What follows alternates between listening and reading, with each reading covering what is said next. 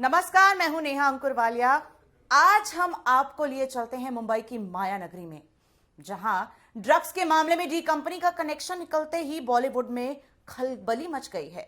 Sushant case की जांच करते करते देश की जांच एजेंसियां वहां पहुंच चुकी हैं जहां पहुंचने का देश की जनता को बेसब्री से इंतजार था।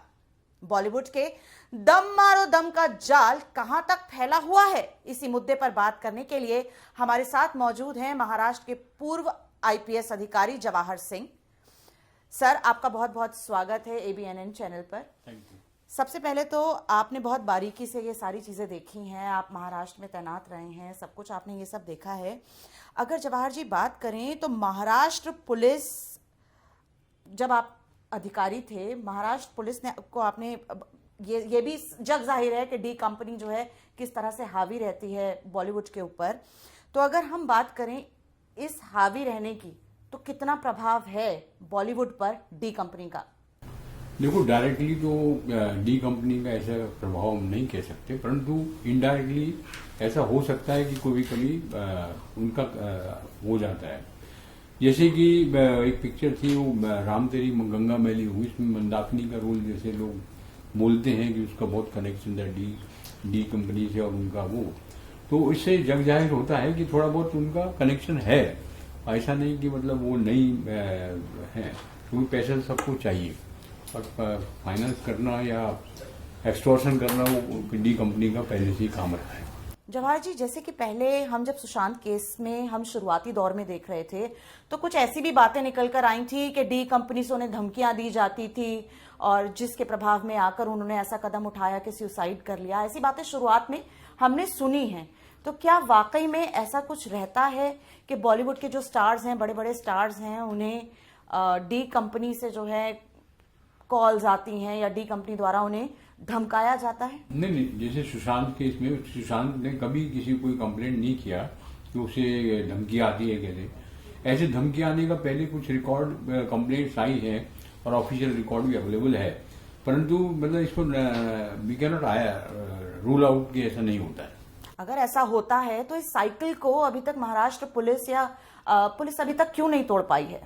देखो, इसका तोड़ने के लिए ऐसा नहीं कि ये क्राइम है, इसको ऐसा नहीं कि दूध में से मक्खी निकाल के फेंक दिया, ऐसा इतना इजी नहीं होता है, क्योंकि इसका लोकेशन इंडिया में नहीं पाकिस्तान में और कई जगह में होता है। उस वजह से उनको लोकेट करना और उनको लाना एक जगह बड़ा मुश्किल पड़ता है। तो ऐसे में अगर हम बात करें तो इंटरपोल का जो रोल है वो कहीं ना कहीं काफी एक्टिव हो जाता है। नहीं, वो ठीक है, इंटरपोल का हो जाता है, परंतु उसमें भी कुछ प्रॉब्लम्स ऐसी होती है, जैसे कि आईएसआई उसको प्रोटेक्शन देती है, तो उसमें फिर जब कोई देश ही इसको सपोर्ट कर रहा है तो फिर वो बड़ा मुश्किल हो जाता है। अच्छा, आपने कहा कि देश ही उसको सपोर्ट कर रहा है, तो पाकिस्तान सपोर्ट कर रहा है, बड़ा क्लियर है, आईएसआई उसकी प्रोटेक्शन देती है। लेकिन अभी हमने पीछे देखा कि पाकिस्तान भी अपने हाथ खड़े कर चुका है जहां तक दाऊद इब्राहिम की बात है। नहीं, फिर दोबारा नेक्स्ट डे आपने देखा नहीं, नेक्स्ट डे उसने उसको प्रोटेक्शन दिया, दोबारा से प्रोटेक्शन मिला है जी। तो बताया जाता है कि कंपनी से इजाजत के बिना माया नगरी पे एक पत्ता भी नहीं हिलता। अगर हम डी कंपनी की बात करें, जब तक डी कंपनी किसी चीज की स्वीकृति नहीं देती है तब तक माया नगरी में कुछ नहीं होता है। नहीं, ऐसा नहीं, मतलब इसका मतलब तो पुलिस कुछ नहीं करती है, ऐसा हो गया नहीं, ये गलत है। कभी कभी मतलब पुलिस ये डी कंपनी का कभी कभी आ जाता है रोल, परंतु वो पुलिस वाले ऐसा नहीं कि उसको इग्नोर करते हैं, जब भी होता है तो एक्शन लेते हैं। पुलिस वाले एक्शन बहुत लेते हैं और उनके खिलाफ एक्शन किया जाता है एज पर लॉ, कानून के हिसाब से जी। लेकिन हम देखते हैं कि कुछ भी ठोस निकलकर नहीं आ पाता है, ऐसा क्यों? देखो मैडम, ऐसा है, जो कन्विक्शन रेट है ना इंडिया में वो 18% है, 18 से 20% कन्विक्शन रेट है। जबकि पुलिस केस डालती है तो गवाह पीछे हट जाते हैं, डर जाते हैं, या कुछ वो अपनी स्टेटमेंट बराबर कोर्ट में देते नहीं, क्योंकि सजा देना कोर्ट का काम है, पुलिस का काम है सिर्फ केस बना के देना। अब जब 18% कन्विक्शन रेट है, इसका मतलब यह है कि जो विटनेस है वो विटनेस वहां जाके कोर्ट के सामने बोलता नहीं। कोर्ट तो थर्ड पर्सन है जिसके सामने सब सबूत पेश किए जाते हैं। जब सबूत ही हट जाएगा तो फिर पुलिस क्या कर सकती है? जी।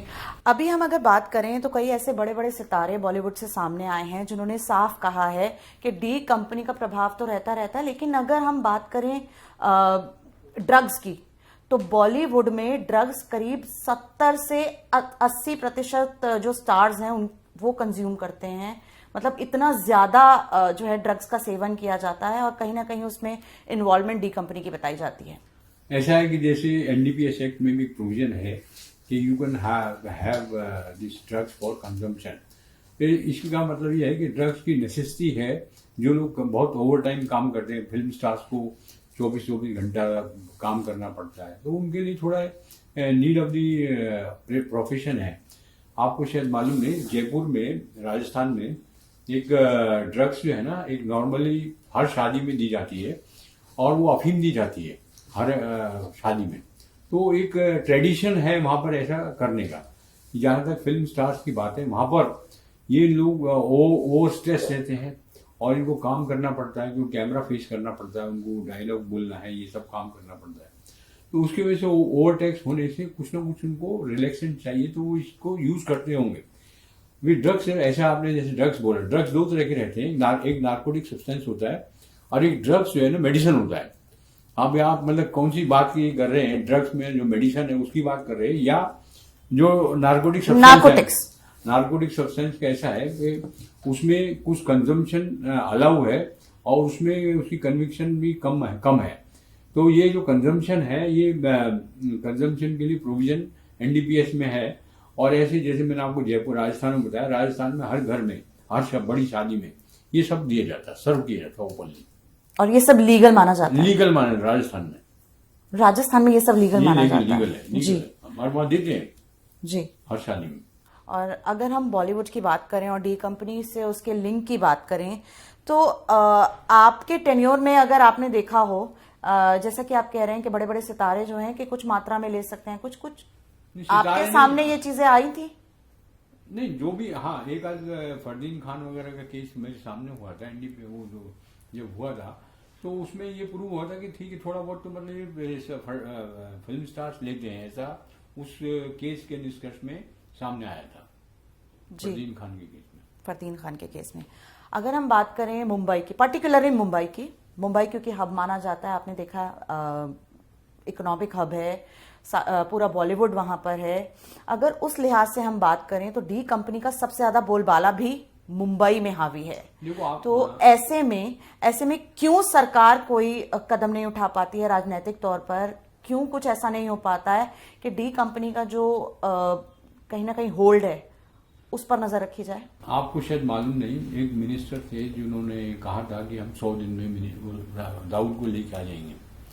वो मिनिस्टर आज है नहीं, परंतु उन्होंने बोला 100 दिन में हम उसको ले आएंगे।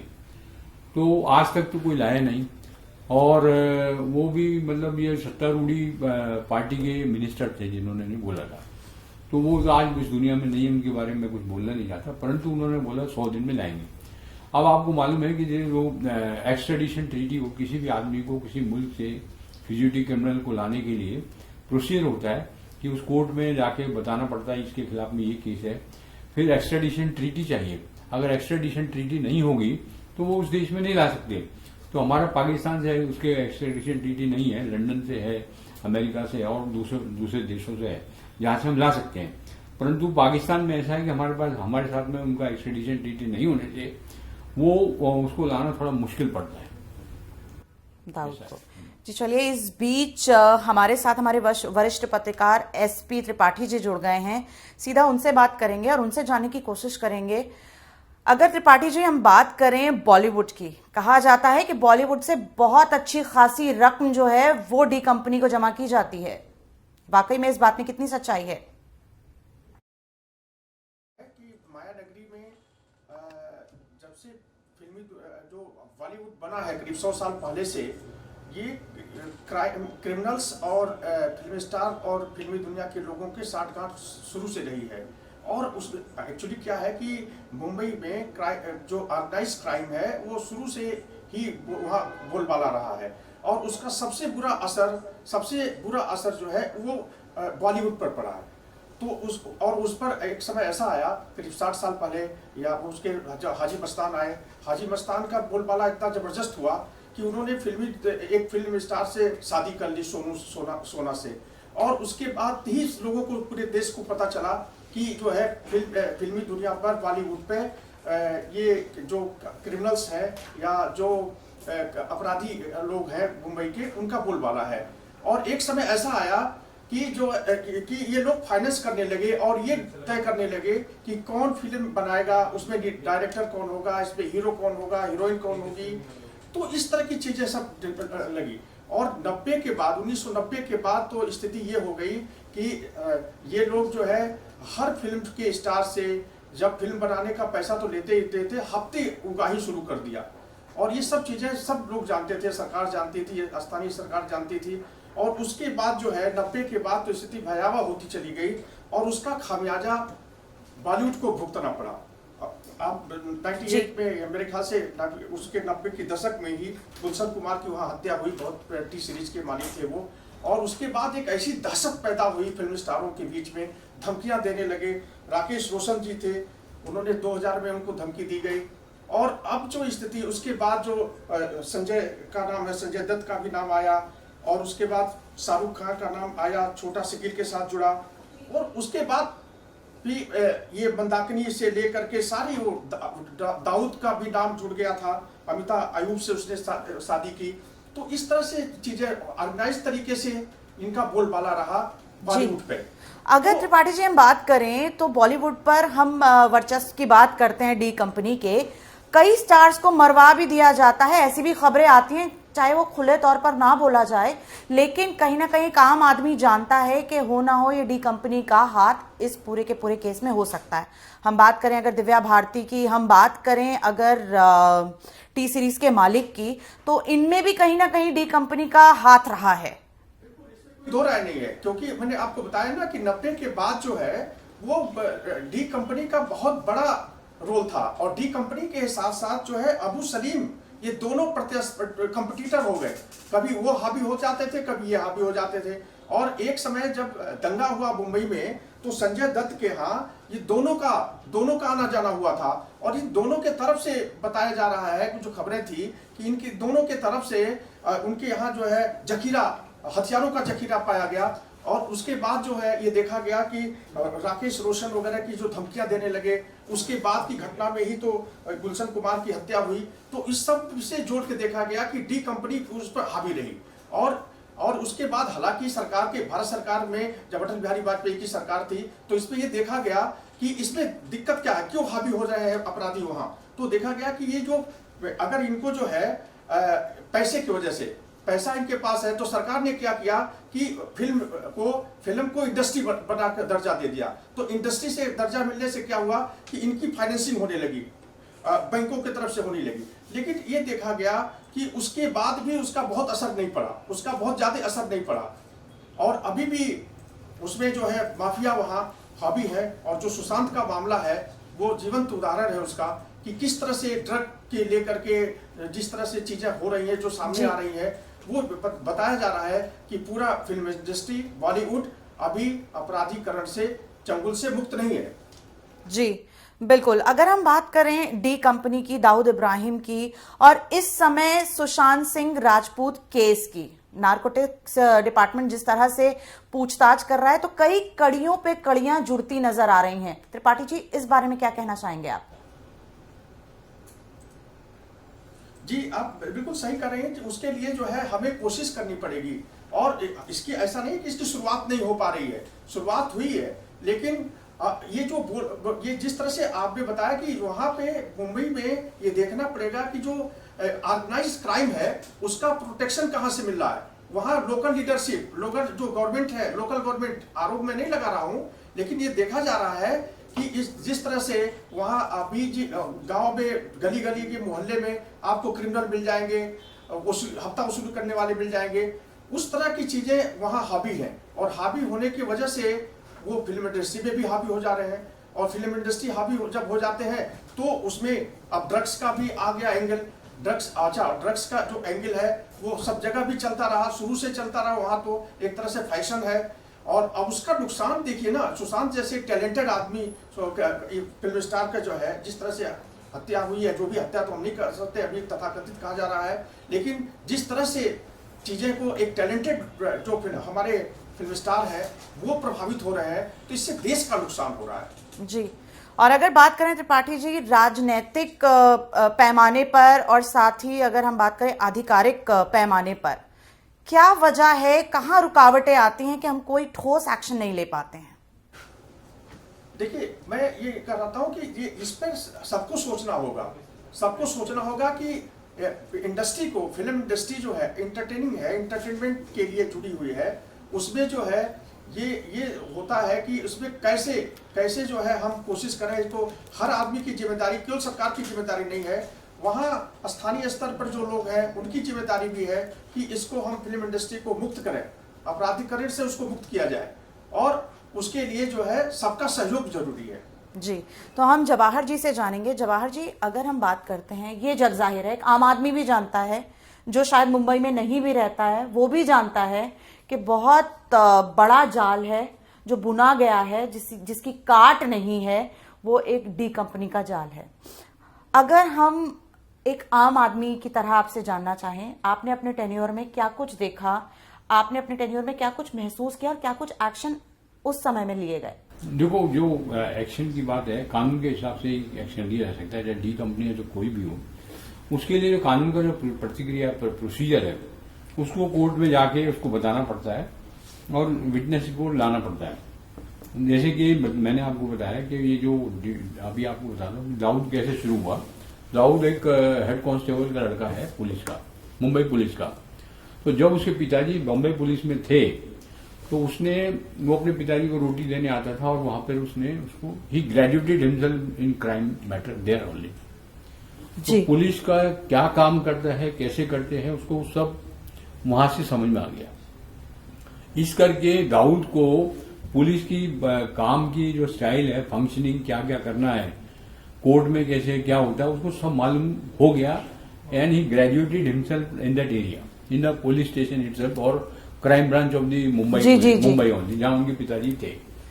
तो उसको ये सब चीजें उसने सीख लिया, और कैसे मतलब कोर्ट में छूट सकता है, कैसे आदमी गवाह को घर नहीं आना चाहिए, क्या, वो सब सीख गया, और उसको फिर उसने आगे अपने लाइफ में यूज किया है। ये इंटरनल स्टोरी है। तो मेरा ये है कि जब वो दाऊद यहाँ 93 से चला गया, उसके बाद जो है ना, उसका वर्चस्व थोड़ा कम हुआ है। ऐसा नहीं कि वर्चस्व है, पर होगा, क्योंकि इंटरनेशनल है तो थोड़ा बहुत होता है, नंबर 1। और ये ड्रग्स का जो आप बोल रहे हैं, ड्रग्स में ऐसा है, जो आज देखिए, चाहे दिल्ली हो, चाहे बॉम्बे हो, चाहे कहीं भी, चंडीगढ़ हो, चाहे कहीं भी, ये आप देखेंगे कि जो बड़े घर के जो बच्चे हैं, जो पैसे वाले बच्चे हैं, जी, वो इस ड्रग्स को खरीद सकते हैं, वो हर एक आदमी के बस की बिल्कुल नहीं खरीद सकते। तो इसमें जो हमारे देश का जो सबसे बड़ा नुकसान ये हो रहा है कि जो हमारा युवा पीढ़ी है जी, वो सबसे ज्यादा नुकसान हो रही है, और वो खत्म हो रही है। बिल्कुल, ये हमें इस देश के बारे में सोचना चाहिए। और ड्रग्स एक बहुत बड़ा हमारे लिए कैंसर से भी ज्यादा है। इसके लिए सेंट्रल गवर्नमेंट ने कुछ सोचना चाहिए, स्टेट गवर्नमेंट ने भी कुछ करना। यानी कि गवर्नमेंटल लेवल पर भी अगर हम बात करें तो वहां पर भी बेहद जरूरी कदम उठाए जाने बेहद जरूरी हैं। चलिए, बहुत बहुत शुक्रिया जवाहर जी, आप आए, हमारे साथ जुड़े, और आपने इतना कुछ हमारे साथ डिस्कस किया। तो फिलहाल हमारे साथ इतना ही। सर, बहुत बहुत शुक्रिया आपका, और आप देखते रहिए ABNN।